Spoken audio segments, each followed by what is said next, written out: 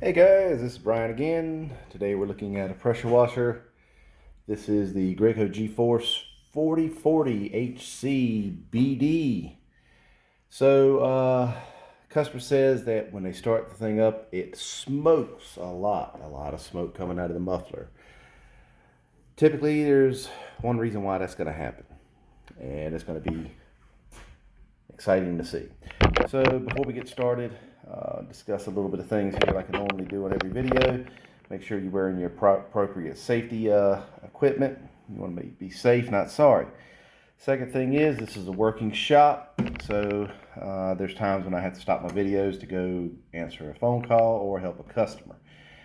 These are also no substitutions for taking your equipment to a good certified shop at any particular time. This is just to help you get out of a particular bind. I am by no means trying to tell you that what I am showing you is everything you need to know, do, and have on hand when you're dealing with this. This is just to help you. So I highly suggest you take it to a shop that is certified in any piece of equipment that you're getting looked at. So with all that being said, you can find me on Facebook. If you got any questions or queries or just want to talk trash, I'm there on Facebook as well. I can find your comments a lot faster there so that I can in turn answer any questions you may have. So usually when you have excessive smoke coming out of the muffler, and he even said there was a little oil dripping out, it's because you flipped the machine over. This is again the G-Force from Graco 4040, which is 4,000 PSI at 4 gallons a minute. HC, which is Honda engine. C is for the cat pump. BD is for the belt drive. So you got 4,000 PSI, 4 gallons a minute with the fancy blue cat pump with an external unloader, which I like. Cat pumps are good, but they're expensive, and the parts are expensive when it comes time to rebuild them. I prefer the general pump because they're less expensive. They're very good pumps, and the parts are less expensive. And as we mentioned, here's the Honda engine. So I'm not going to start it up because he's already told me it's smoking excessively. So smoking excessively can be an issue because it means you're burning oil. Why are we burning oil? When you flip these over, and of course, first thing I said was, did you flip it over? No, I didn't flip it over. I didn't flip it over. So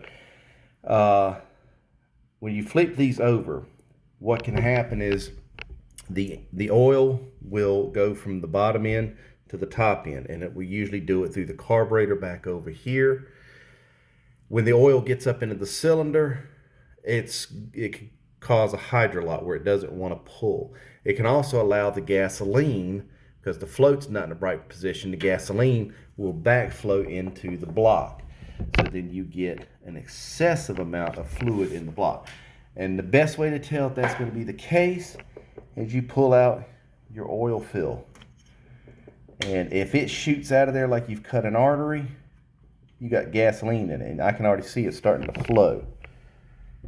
You see it? So when I pull this out, boom. See that how loose that is, how thin that is? That is gasoline mixing with the oil, which tells me one of two things. Again, either the engine has been rolled over or the float in the carburetor is stuck in the down position, which would cause gas to flow into the carburetor and then wash down into the block and then down into the engine itself, down into the oil itself. So instead of just letting this drain all over my table, I'm going to stop the video. I'm going to drain this oil out and be right back. Alrighty, so drain the oil out of here, and I have a siphon that siphons the oil out. There's the drain plug right over there. Let's do this. Boom, right down there. That's the drain plug. I have a siphon that could siphon this out. Now, what I always recommend to do, because the oil itself was so saturated with the gasoline, there's still a residue of gasoline in this. So what we're going to do, we drain this oil, we refilled it to the proper amount. Once we're done with the other things, we're going to run this to get that oil to grab all of that old fuel, and then you're going to drain this oil out and refill it with fresh oil again. Now, before we get too far, we're going to come over here And you always want to check the oil level in the pump. So if you got a dipstick or whatever the case may be, some of them have a sight glass. I don't really trust sight glasses too much, but they have dipsticks. Pull it out, check the oil level, make sure it's proper. I've already checked that. Then we're going to come over here to the carburetor, because when these lose oil, or the gas and oil mix, the filter itself can be all right. So we don't have the screw, the wing nut that holds this down. We're going to put another one on here, but it will also saturate the inside, or the air filter itself. The gas and oil can get up into the filter, and it's hard to see, I know, but you can see how super shiny it is in there. And by feeling it, I can feel the oil all over this, and you see oil sitting down in the tray here. So we're going to need to replace this air filter as well, because the pleats in that filter are clogged up. We're going to take and wipe all of this down. You can see all of the residual oil here as well. So we're going to wipe all this down. We're going to put a new air filter in, and we're going to take it outside and start it up. And one other thing we're going to do, we're going to pull the spark plug out, and we're going to take a look at it, because sometimes, as I mentioned earlier, the oil and extra gas will get up into the cylinder itself. So we're going to pull this spark plug out. We're going to make sure that it's not fouled up and that there's no liquid inside. If there's liquid inside of the jug, we're going to have to pull that recoil pretty hard and rapid to blow out the excess, because it'll come right out of this spark plug port. Yeah, you can see. Let's see.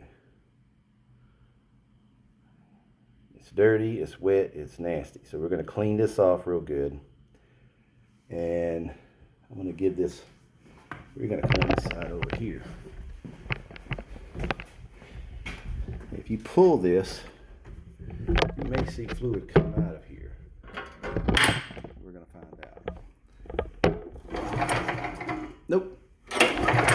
So apparently he had it running enough to burn off a lot of what was in there. But we're going to take it outside and run it after we clean this plug. Okay, so we got the washer out here. We got the water running pre-flow. We're going to try to start this thing and see what happens.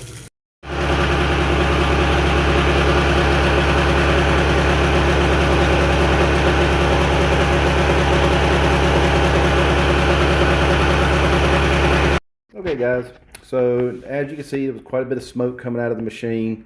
Would have been more smoke, but as you recall from the beginning of the video, the customer had already been running it to know that it was smoking.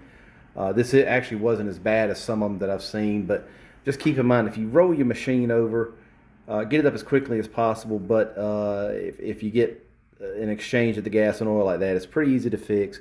If you take it to the shop, don't lie. Tell them that you did flip it over. I actually contacted the customer, and he said, yeah, I remember now, I did flip it over. But so we basically drained the oil, we flushed it with new oil, or put new oil in it, we run that. Now I've drained the oil out, put new oil in it for the second time. We've replaced the air filter, because the air filter was full of oil and gasoline, and we cleaned the spark plug. Everything's good. But other than that, it's not a big deal to do it. Just keep in mind, be honest with the mechanic. It helps you out. If you guys got any question or anything, give me a call, or holler at me on Facebook or here on YouTube. But otherwise, you be safe. Thank you.